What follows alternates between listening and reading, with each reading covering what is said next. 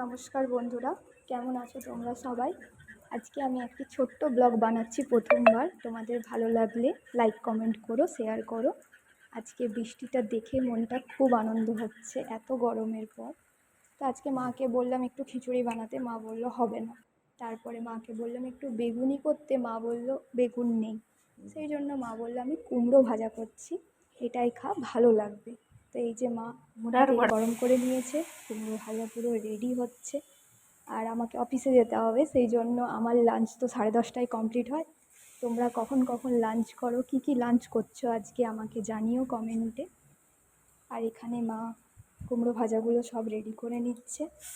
খেতে কিন্তু খুবই টেস্টি ছিল, আমার ভালো লাগে খেতে। তোমাদের কার কার ভালো লাগে কুমড়ো ভাজা খেতে একটু বলো। আর তোমাদের কি নামে ডাকে কুমড়োগুলোকে বলবে। আর আমার এই যে থালা রেডি, এখানে আছে ভাত, মাছের তেল, এটা কুমড়ো বড়া, এটা মাছ ভাজা, আর এটা হচ্ছে একটা পাঁচমিশালি সবজি, আর এখানে আছে মাছের ঝোল।